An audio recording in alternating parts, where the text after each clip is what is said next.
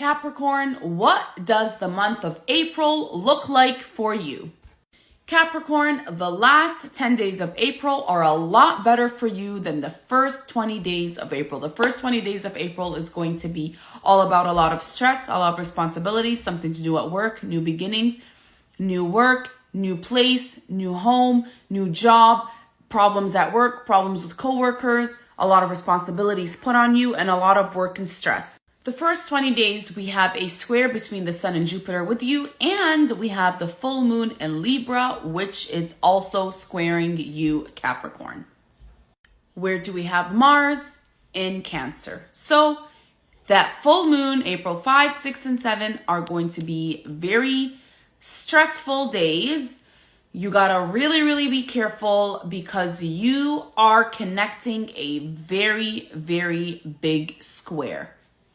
Remember this date, April 5 and 6, we have the full moon in Libra, which is squaring the Sun and Jupiter in Aries, which is facing Mars in Cancer and squaring your sign. So we have a full moon in Libra facing the Sun and Jupiter in Aries, causing the square, which is also facing Mars in Cancer and causing a square with you.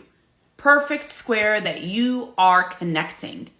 So between the full moon, Sun and Jupiter, Mars and Cancer, and your sign, you are connecting a square. The full moon, you are going to feel a lot of stress. You are going to feel tired. You are going to feel down. You are going to be really affected. You are one of the signs that are going to be really affected by this full moon. There is just a lot of stress and a lot of energy when it comes to, it can come from Mars in Cancer, Sun in Aries, or the actual full moon that is in Libra. You gotta really be careful April 5, 6, and 7, and you gotta watch out to not cause any problems. You may hear more talk about you, people talking about you, or you may have to watch your relationship with those older than you, your boss or your parents or your significant other's parents. Anyone older than you, watch your relationship with them and keep that respect.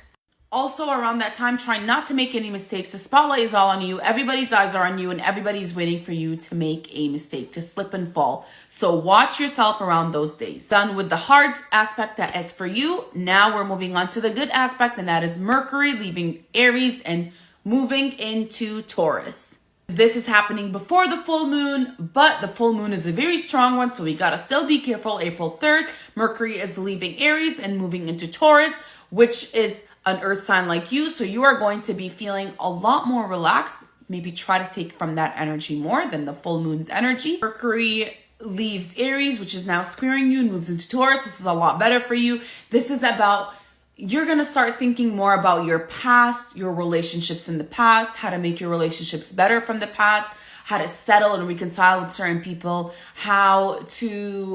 it's about new beginnings, it's about travel, it's about communications. It's some type of situation that has to do with someone younger, a younger sibling or a child.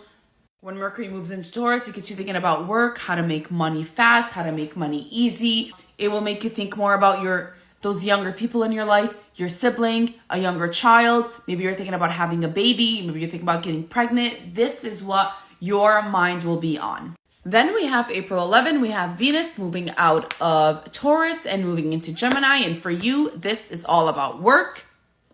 It will make your work life stronger, more success. You will feel more relaxed at work. Maybe you're getting a new job, moving positions at work, getting a raise. It has something to do with work and making that part of your life a lot better and stronger and more successful.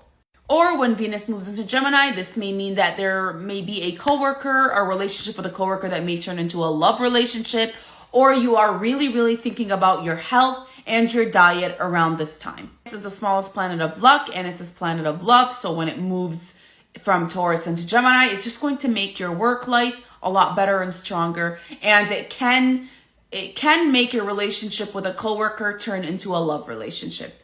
Now let's move on to the second part of April.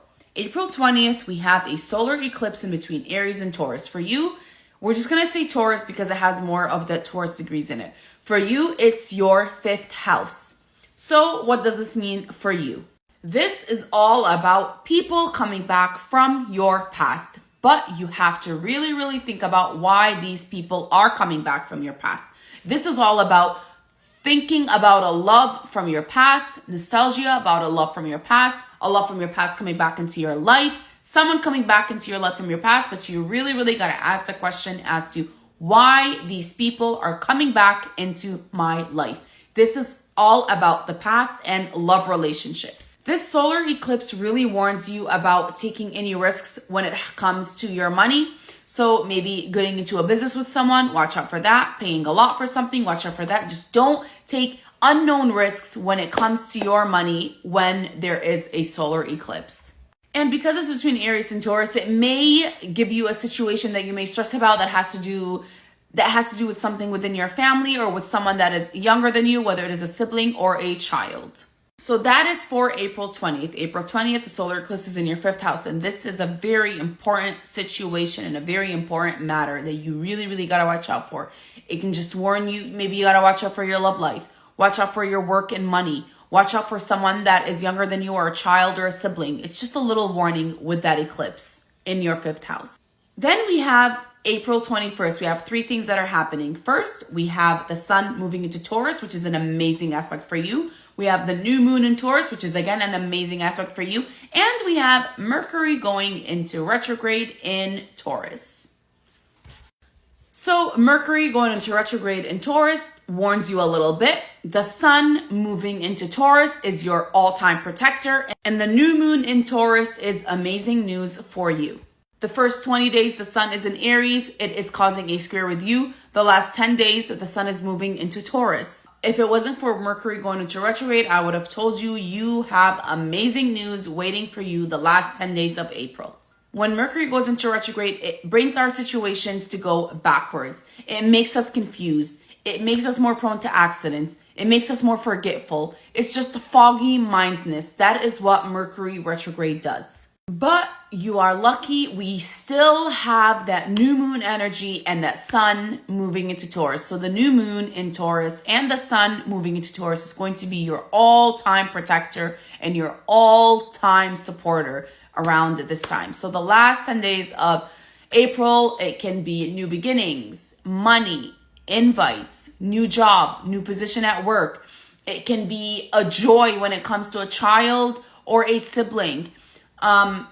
Resolutions with at home and family matters, resolutions with real estate selling and buying matters, resolutions with people that are trying to get pregnant or people that are giving birth. There's a joy that has to do with a child or a younger sibling.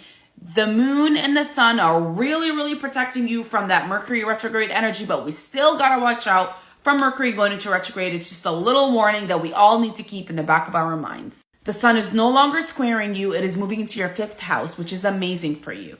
But because this new moon and the sun moving into Taurus is sharing Mercury going in retrograde, Mercury is going to warn us to pay attention more to those younger kids and siblings in our family, to pay attention more to our work, to pay attention more to our money and not take any risks with our money, and to pay more attention to our health and family and at-home matters. It just tells us to be there more and to pay more attention to those situations and matters that may arise that has to do with work, someone younger than you, whether it is a child or a sibling, with money, and with family and at home and real estate and buy and sell matters.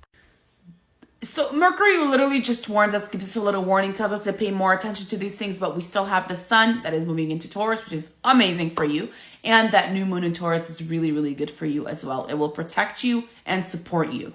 So the new moon is going to give you a lot of money. Mercury is going to tell you, whoa, relax, save that money for the rainy days. Whoa, relax, don't take that money and put it into something that you're not sure of. Don't take risks with that money. Things like that. Just an example, just so you know what I mean. When it comes to astrology, we have to look at each and every single aspect. Thank you so much for watching. Don't forget to like and share and subscribe to my YouTube channel to learn and hear more about astrology.